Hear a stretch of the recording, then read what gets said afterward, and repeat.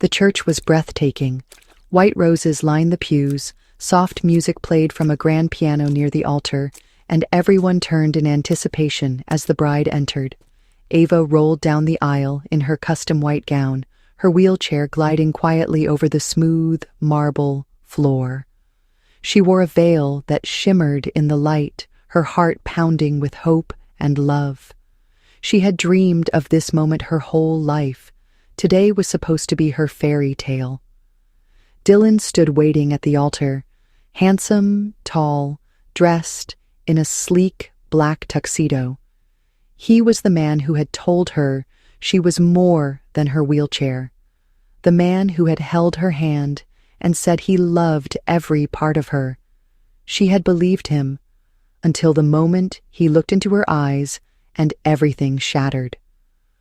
As the minister asked if there were any objections, silence filled the air. Then Dylan took a step back.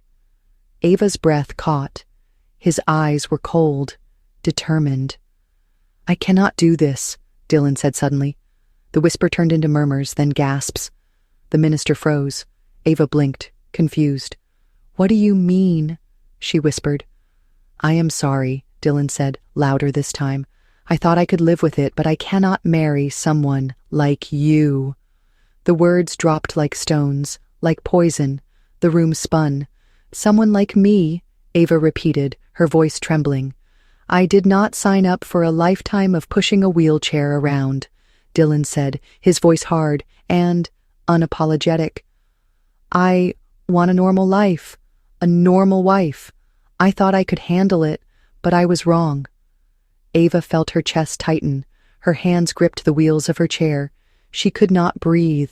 She could not move. She could only sit there as every eye in the church turned toward her, some filled with pity, some with shock. Some looked away, unable to witness the cruelty. Her grandmother, sitting in the front row, covered her mouth in horror. The bridesmaids looked frozen. No one came to her. No one stood beside her. The music had stopped. The fairy tale had ended before it even began. Ava felt like a display, a cautionary tale, the broken girl who dared to dream. The diamond ring on her finger, once a symbol of hope, now felt like a chain. Her voice cracked as she whispered, "You said it did not matter. You said you loved me." "I thought I did," Dylan replied, "but I cannot spend my life tied to someone who needs so much." With that, he turned his back to her and walked away, leaving Ava alone at the altar, alone with her shattered heart and the echoes of 100 eyes watching. And then the doors at the back of the church opened. A tall figure stepped inside, casting a long shadow down the aisle. Everyone turned. Everything changed. Ava had always known life would be harder for her. From the moment of the accident when she was 5 years old, everything shifted. One minute she had been a child running through her parents' backyard, chasing butterflies, and the next she was waking up in a hospital bed, legs that no longer worked, surrounded by machines, and silence. Her parents had died that day. She had survived, but not without cost. She went to live with her grandmother, a quiet woman with kind eyes and strong hands who never made Ava feel less. But the world did. Children at school stared. Teenagers whispered. Adults offered sympathy, masked as awkward avoidance. Every room she entered came with the same set of emotions: surprise, pity, discomfort. But Ava had fought against all of it. She learned how to navigate more than ramps and elevators. She learned how to read eyes, dodge cruelty, smile when it hurt. She became someone who smiled brightly in every room, someone who kept her pain hidden behind perfect posture and soft politeness. She graduated near the top of her class, earned a scholarship to study interior design, moved into a small apartment her grandmother helped her find. She even got a job at a boutique firm designing homes for clients with accessibility needs. Her co-workers admired her determination. Her clients appreciated her empathy. Then came Dylan, handsome, ambitious, charming in that easy, practiced way. He met her at a design event and complimented her taste in color. She laughed, He asked for her number, and when she hesitated, unsure if he was just being polite, he said, "I know how this sounds, but I'm actually interested in you." She had not let herself believe him at first, but he kept showing up. Coffee dates turned into long walks, then dinners, then weekends away. When he proposed a year later, she cried for an hour. Not because of the ring, but because someone had finally chosen her. She had let herself believe she was worthy of that, but now she sat in a church alone, surrounded by silence and shame. Her fairy tale had not only ended, it had never been real. Dylan had never truly accepted her. He had only admired the idea of loving someone like her, until it became real, until the cameras were on, until vows became a contract he could not uphold.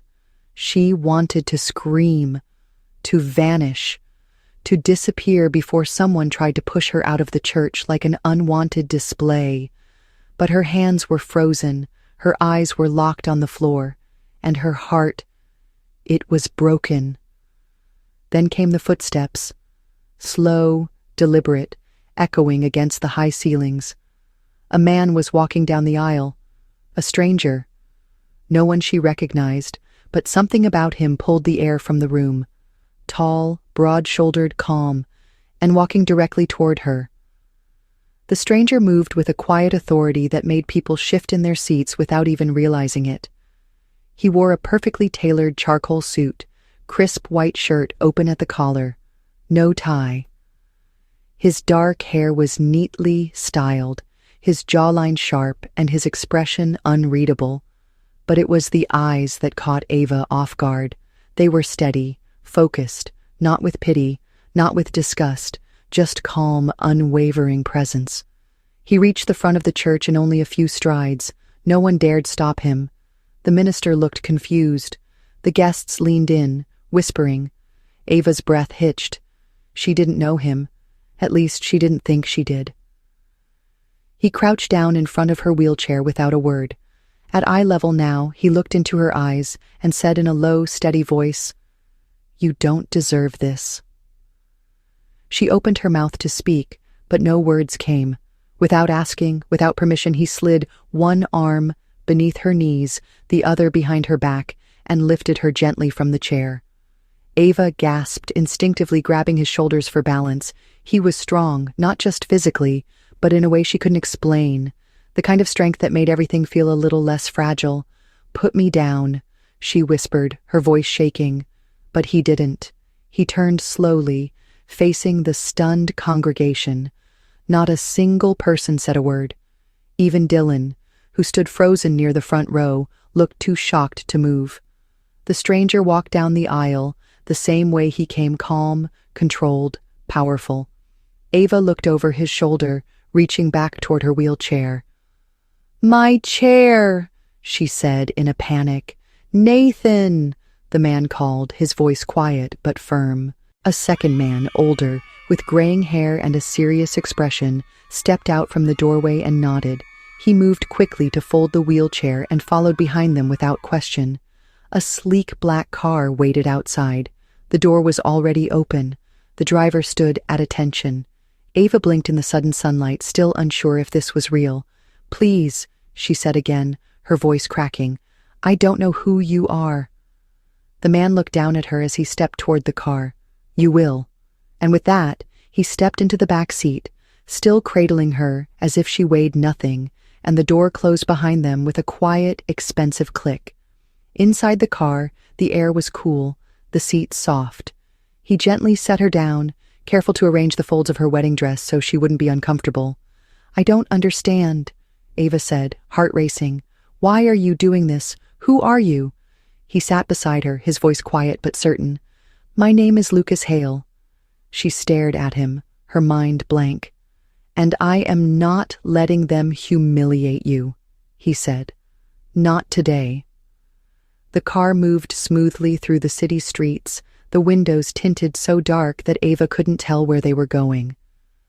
She kept glancing toward the door, trying to gather her thoughts to make sense of what was happening. Her heart still raced, Her hands trembled in her lap. Lucas Hale. The name sounded familiar. Too familiar. "You're Lucas Hale?" she asked, turning slightly toward him. He didn't look at her right away. "Yes." "The Lucas Hale?" she pressed. "The CEO of Hale Group?" This time he nodded. "That's me." Ava's chest tightened. Everyone in the city knew the name. Lucas Hale was the young tech magnate who had turned a small accessibility startup into a multi-billion-dollar company. He rarely appeared in interviews, avoided the press, but his influence was everywhere: medical devices, urban infrastructure, even public policy. And now he had lifted her from the altar like she was the most important thing in the room. Ava stared at him. "Why? Why would someone like you do this?" Lucas didn't answer right away. He stared out the window, one arm resting on his knee, the other hand relaxed in his lap. "Because I was watching," he said quietly, "and I couldn't let it happen." "You don't even know me," she replied, her voice sharp with emotion. Lucas turned to her, his eyes steady. "I do." Ava blinked. The words made no sense. "Where are you taking me?" she asked, panic creeping into her voice again. "Somewhere safe, just for now," he said. "You need rest and space, and no one around you looking at you like you're broken." "I'm not broken," she snapped, suddenly angry. He met her gaze directly. "I know." She looked away, confused and overwhelmed. After a long silence, the car finally turned off the main road. Tall trees lined the driveway, and through the branches she saw a glimpse of something grand and elegant: stone walls, climbing ivy, large windows catching the sunlight. The car came to a stop in front of what could only be described as a mansion. Quiet, private, surrounded by nature.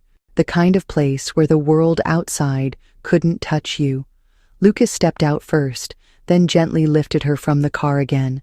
Her wheelchair had already been removed and brought to the front entrance by the older man, Nathan. "I can do this," Ava said quietly, trying to pull away, but Lucas shook his head. "Not today."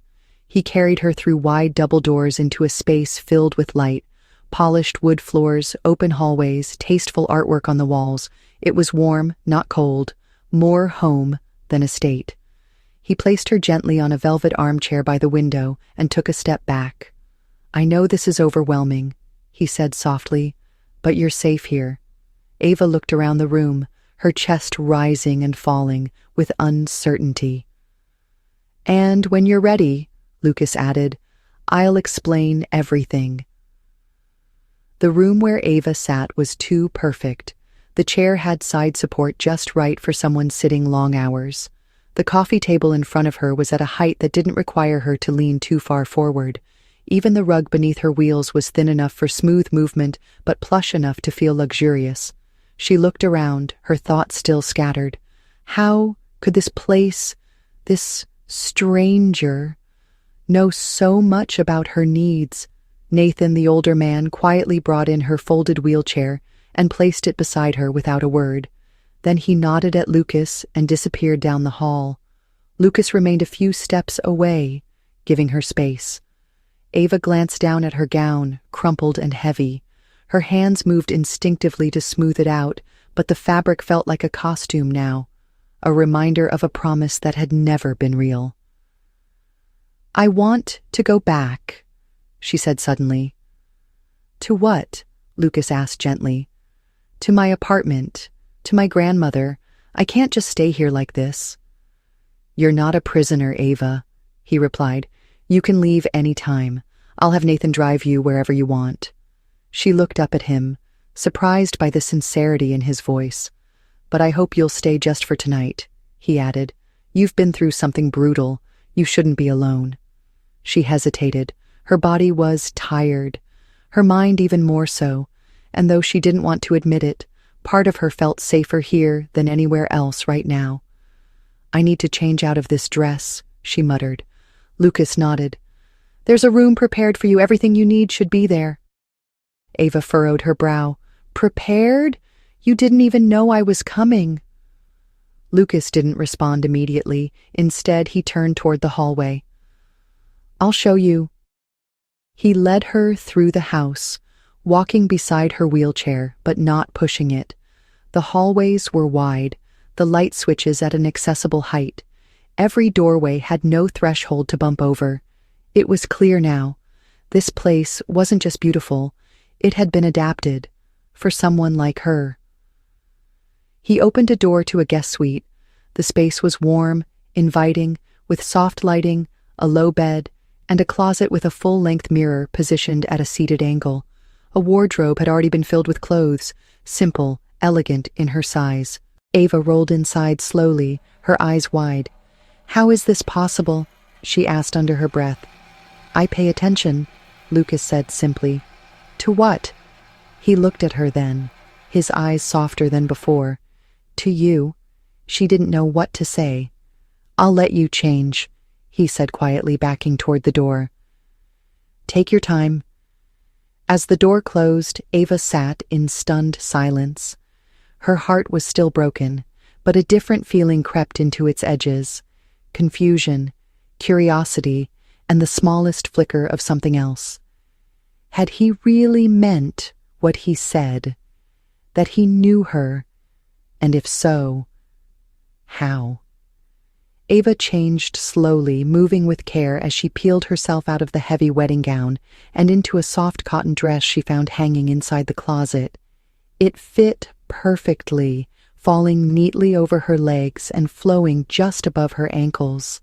Even the shoes arranged neatly below, a pair of flats with a subtle gold shimmer, were in her exact size. She wheeled herself toward the mirror, still trying to make sense of what was happening. The reflection staring back at her no longer looked like a bride. She looked like someone halfway between heartbreak and revelation. She moved toward the bookshelf in the corner of the suite.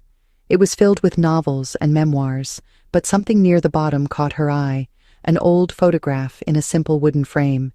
She picked it up with careful hands. A group of children stood in front of a brick building. Their expressions were a mix of boredom and curiosity. The sign above the doorway read, "St. Mary's Home for Children." Her stomach flipped. She had not seen that name in years. It had been the first place she lived after the accident, after her parents died, before her grandmother took custody. She had blocked most of it out, those cold walls, the long nights, the feeling of being abandoned in a place filled with echoes. Her eyes scanned the faces in the photo. And there, in the front row, was a small girl in a wheelchair, braids neatly tied, a soft smile on her lips. Her. But it was the boy behind her that made her freeze. Dark hair, strong brows, a protective hand resting lightly on her shoulder. He looked maybe 12, slightly older than the rest. His face was solemn but alert, as if daring the world to hurt her. Her fingers shook. Could it be? She wheeled herself quickly to the hallway and followed the sound of soft voices. Lucas was speaking with Nathan near the kitchen. They stopped when they saw her. She held out the photo, breathless. This was me," she said. "And this boy behind me is that—" "Ah!" Lucas looked at the photo. His face didn't change. He stepped closer and gently took it from her, brushing his thumb across the frame as if it held something fragile. "Yes," he said finally. "That was me." Ava stared at him, trying to place the adult version in the frame of the child she had forgotten. But now that she saw it, the posture, the eyes, the intensity, it was there. The boy who used to push her down the hallway so she could feel the wind in her face. The boy who used to read to her when she couldn't sleep. You were my best friend," she whispered. Lucas nodded once. "And you were everything to me." Her heart pounded louder than her thoughts. "Why didn't I remember?" "Because," he said quietly, "someone made sure you forgot." Ava sat frozen in the hallway, the photo still trembling in her hands. Her mind spun as images flickered in and out of focus. A worn blanket. A small bookshelf in the corner of a crowded room. A boy's voice, soft and steady, reading stories while other children slept, a whispered promise in the dark. She looked up at Lucas. "You were there," she whispered. "All those nights I thought no one cared. You were there." Lucas gave a small nod, his eyes unreadable. "I never left you, not really." "But I don't remember," she said, her voice cracking. "I remember the place, the loneliness, but not you, not your face, nothing." "Why?" Lucas took a slow breath, his posture still but tense. "Because after I left St. Mary's, you were moved, and the staff, they said you had trouble adjusting, that you cried for weeks. They started you on something, medicine to help you sleep, they said, but it did more than that." Ava's stomach twisted. "You think it affected my memory?" "I don't think," Lucas replied, his voice flat. "I know." She felt the truth settle deep inside her, like a long-lost puzzle piece clicking into place. It explained the blank spaces, the missing faces, and the aching sense she had always carried, that someone important had vanished from her life. She stared at him, tears beginning to blur her vision. "You knew who I was all this time?" Lucas nodded slowly. "After I left the home, I made a promise. I would find you again. I didn't know how long it would take. I didn't know if you'd even remember me, but I looked, for years." "Why?" she asked, voice barely a whisper. His expression finally cracked, just a little. "Because you were the first person who ever looked at me like I was good. Not dangerous, not angry, just good. I held on to that." He glanced down, his voice quieter. "I thought if I ever found you again, I'd protect you better, give you the life you deserved. And then, today—" "You were at the church," she said. "I was supposed to stay in the back," he admitted. "I wasn't going to interfere, but when he said those words to you, when he turned away like you were nothing—" Ava looked down at her hands, her fingers curled tightly in her lap. "You didn't deserve that," Lucas added. "You've never deserved anything but love." The words landed softly, like a balm she hadn't known she needed. For a long moment, there was only silence between them. Then she asked the question she had been holding back since he carried her from the altar. "So what now?" she said. Lucas looked at her, serious and calm. "Now we start again, this time with the truth." Ava followed Lucas into a quiet sitting room filled with golden afternoon light. He didn't speak at first. He waited until she was seated comfortably, her chair angled slightly toward him. Then he lowered himself into the seat opposite her and met her gaze. "There's more you should know," he said. Ava nodded. "I want to hear everything."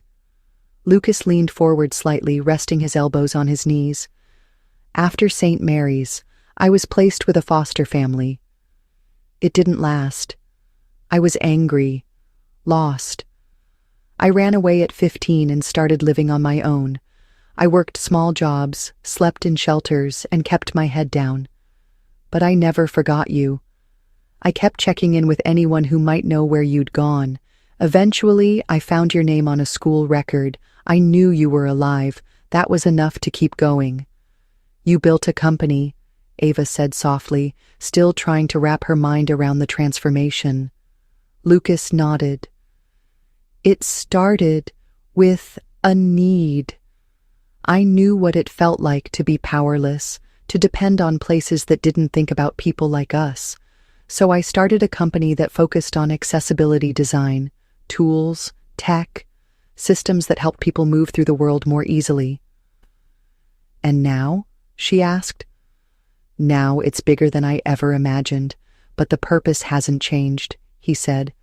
"Every part of Hale Group is designed to remove obstacles, physical ones, institutional ones, emotional ones too, in a way." Ava stared at him, awe slowly replacing disbelief. "So all this, the house, the wardrobe, the chair-friendly layout, I built this home years ago with the idea that someone I loved might need it one day. Someone like you." Her breath caught. "You did all this for me?" Lucas looked at her with quiet intensity.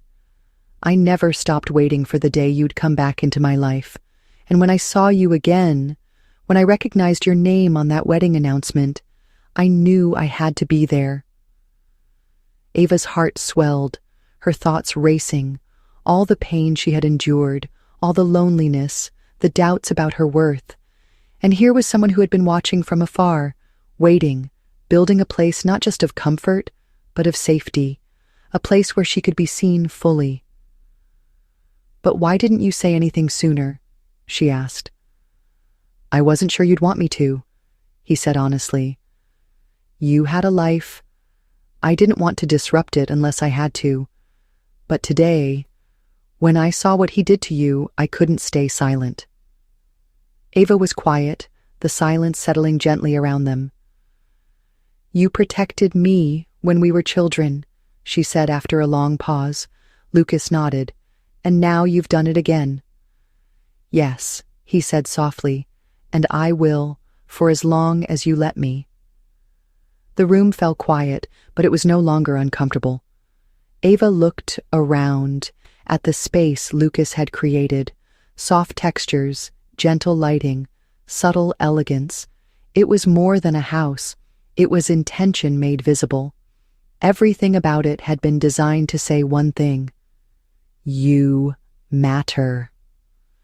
She let her gaze return to Lucas, sitting there without defense or bravado, just quiet steadiness. Not the image of a cold CEO she had seen in business articles, but something different, something real. "You're not what I expected," she said softly. Lucas tilted his head. "What did you expect?" "I'm not sure," she admitted with a small smile. "But not someone who kept childhood photographs in their guest room, or someone who builds a fortress of comfort for a girl he hasn't seen in 2 decades. His lips tugged upward slightly. "I'm full of surprises." She looked at him closely now. "You never married?" "No," he replied simply. "Why not?" Lucas paused, searching for the right words. "Because there was always this thought in the back of my mind, that the only person who ever truly saw me might be out there still, and if she ever came back into my life, I didn't want her to find me with someone else." Ava's chest rose slowly. The quiet in the room seemed to stretch, warm and heavy. She didn't know what to say to that. Or maybe she did. "Lucas," she began, her voice unsteady, "I don't know what comes next. Everything in my life fell apart just hours ago. I don't know what I'm supposed to do now." "You don't have to know," he said gently. "Not yet. I just—" She looked down. "I don't want to be a burden." Lucas leaned forward, his voice suddenly firm. "You're not." She looked up. "You've never been a burden, Ava," he said. "Not when we were kids. Not now. The world might try to make you believe that, but not me. Never me." The words landed deep. She didn't realize how badly she'd needed someone to say that out loud. She reached for the photo still resting on her lap. Her fingers brushed over the image of the boy standing behind her wheelchair, protective and quiet. "You promised back then that you'd never let anything bad happen to me." "I remember," Lucas said. "And today," she whispered, "you kept that promise." Lucas nodded, emotion flickering behind his eyes. "I always will." Something shifted between them in that moment. Not romance, not yet, but something stronger than memory, stronger than comfort. It was trust, reborn, quiet and steady, a seed planted in the ruin of what had been. Ava exhaled and finally leaned back into the chair, her body sinking into the softness. "I'll stay," she said softly. "For now." Lucas didn't smile wide. He just gave a slow nod, like he'd been waiting years to hear her say that. And now she had. The next few days passed slowly, wrapped in a quiet rhythm neither of them expected, but both seemed to welcome. Lucas didn't overwhelm her with questions or plans. Instead, he simply made space for her body, her thoughts, her recovery.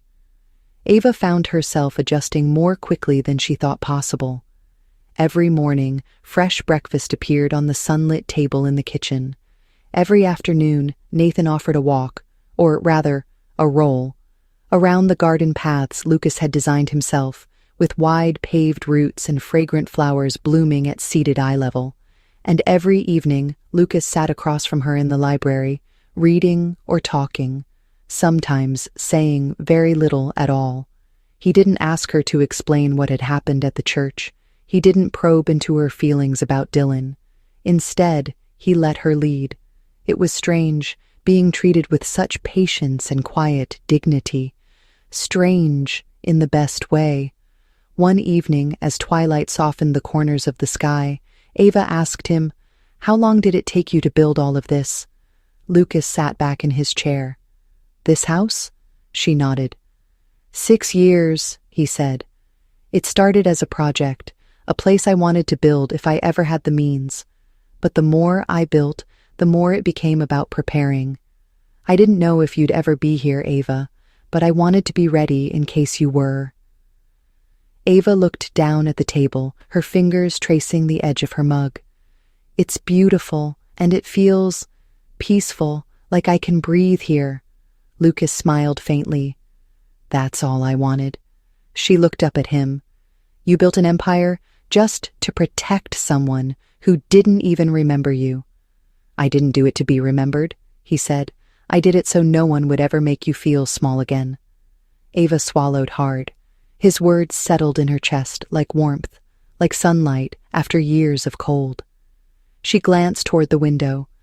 There's something comforting about being seen, really seen, not in spite of the wheelchair, not because of it, but just me. Lucas nodded, his voice soft. "That's who you've always been to me?" Ava exhaled, leaning back into her chair. "I'm not ready for a new life yet. Not entirely, but I think I'm ready to stop hiding from the old one." Lucas looked at her, steady as always. "Whatever you need, however long it takes, I'll be right here." And in that moment, she believed him. The heartbreak hadn't vanished, the pain hadn't disappeared, but in this house, in this quiet space beside a man who had remembered her long after the world forgot, Ava realized something vital. She had been left at the altar, but she had not been left behind. Ava sat alone in the library the following morning, the photo of her and Lucas from St. Mary's still resting on the table beside her. The early light poured through the tall windows, painting soft gold across the hardwood floor. She turned the photo over in her hands, wondering how something so fragile had survived so long, untouched. So much of her past had vanished, either lost to memory or buried beneath pain. But this had come back to her, and not just the photograph. Lucas. He had been the one thing she'd truly had at St. Mary's, her defender, her friend, her safe place. And now, somehow, impossibly, he was that again. Lucas entered the room quietly, carrying 2 mugs of coffee. He set one beside her without saying anything, then took his usual place in the chair across from her. For a while, neither of them spoke. It was the kind of silence Ava had grown to appreciate, gentle, warm, without pressure. Finally, she broke it. "Do you think people like us get second chances?" Lucas looked at her, his expression thoughtful. "I think we make them." She studied him, searching for any trace of the boy in the photograph, but she didn't have to look hard. It was in the way he waited for her to speak, the way he made room for her in every space, the way he never asked her to be anything other than herself. "I was supposed to be married yesterday," she said, her voice quiet. "And instead, I was humiliated, in front of everyone I knew." "You were brave," Lucas replied. "I didn't feel brave." "You stayed," he said. "You didn't run. You faced it, even when you didn't have to. That's what brave looks like. She looked down into her coffee, her fingers tightening around the warm ceramic. I don't know if I can love again, she whispered. Not yet. Lucas nodded slowly. Then I won't ask you to. She met his eyes. But I'll stay near, he continued, as your friend, as your anchor if you need one. And if one day that becomes something more, only if you want it, I'll be here. Her eyes stung, but she didn't cry. Instead, she reached across the table and placed her hand over his. Thank you, she said, her voice soft but steady, for finding me, for waiting. Lucas turned his hand beneath hers and gave it a quiet, reassuring squeeze. I'd wait another 20 years if I had to, he said gently, but I'm glad I don't. And there, in the calm of that morning, surrounded by books and sunlight and memory, something beautiful began, not loud, not dramatic, but true, a beginning built not on vows spoken at an altar, but on promises kept in silence. A week later, Ava asked Lucas if he could take her back to the city. They were having tea in the garden, the autumn air cool but bright. Lucas looked up from his cup with a quiet nod, as if he'd been waiting for her to say those words. Of course, he said, whenever you're ready. I don't know if I'm ready, she admitted, her fingers brushing the edge of the tablecloth. But I think it's time I tried. Lucas didn't push. He simply looked at her with the same calm steadiness that had become his quiet strength. I'll be with you, he said, as much or as little as you want. And he was. That afternoon, they drove into the city. Her apartment was just as she'd left it, quiet, small, filled with traces of her former life. But now it felt different, as if the girl who had lived there before had shed a skin she no longer needed. Her neighbors stared. Some offered sympathy. Others offered that hollow brand of curiosity people often did when they didn't know what to say. But Ava held her head high. For the first time in a long time, she didn't shrink under their glances. She was still in her wheelchair, still marked by the visible reminder of everything she'd once believed made her lesser. But now, she moved differently. She wasn't moving to prove anything anymore. She wasn't apologizing for taking up space. She was simply living. Lucas stayed nearby, never hovering, never stepping ahead of her. When people stared, he met their eyes calmly. When someone whispered behind a coffee shop counter, he said nothing, but later bought the entire staff lunch anonymously. Ava only found out because the manager came outside in tears. You didn't have to do that, she said afterward. I know, Lucas replied. That's why I did. That evening, they sat in her living room eating takeout. The window was open. The city buzzed outside. This is the first time I've been here and felt like I wasn't just surviving, she said. Lucas nodded. That's the beginning of healing. Ava looked at him. I don't know what tomorrow brings, she said, but I want you there for it. I was hoping you'd say that, he replied softly. She reached for his hand again, this time not just for comfort, but for connection. The girl who had once been left at the altar was not the same girl anymore. She'd been lifted, yes, but not just out of heartbreak.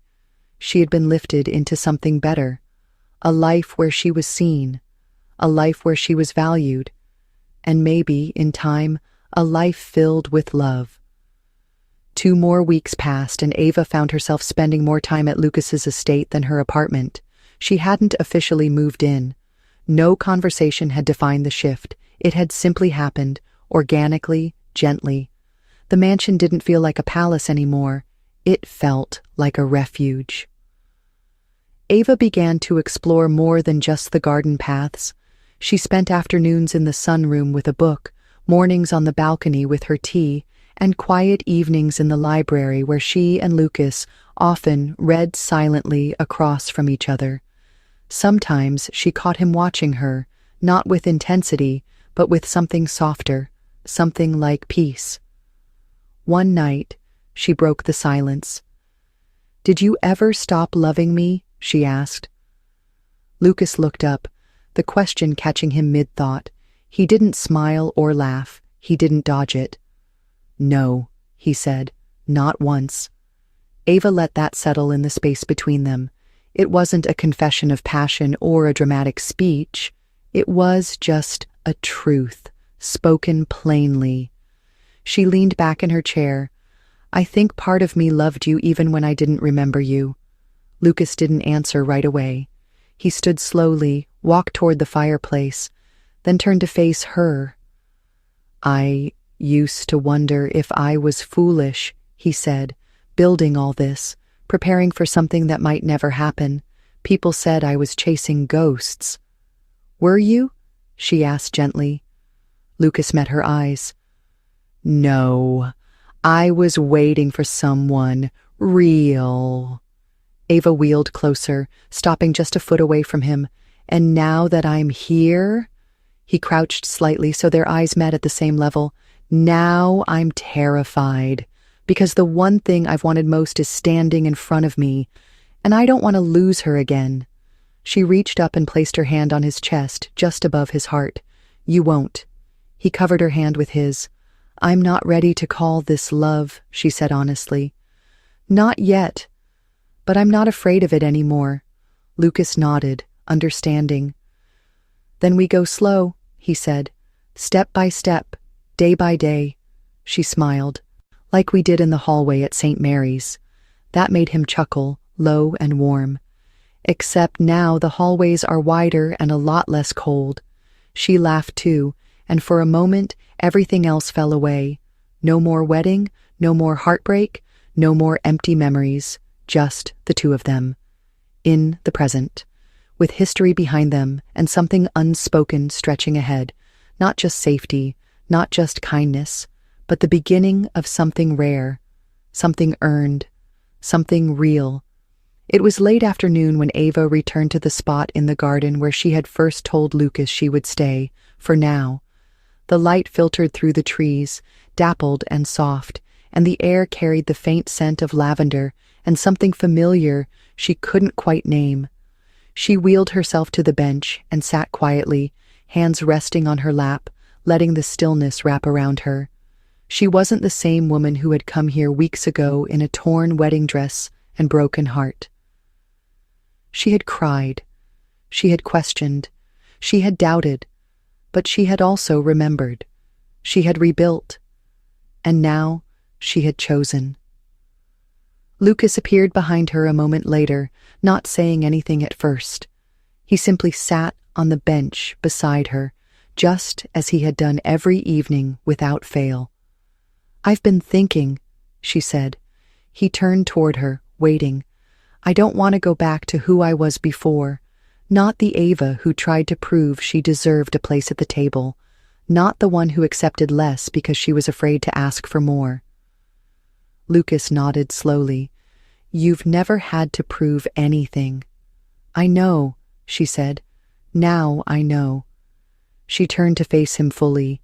"I want to stay, but not because I need protection or comfort. I want to stay because I finally see myself the way you always did. And I want to build something new, with you, not as a shadow of what could have been, but as the woman I am now." Lucas's eyes softened, and she could see the emotion he held carefully behind all the calm and control. "I never hoped for that much," he said quietly. "I only hoped you'd heal."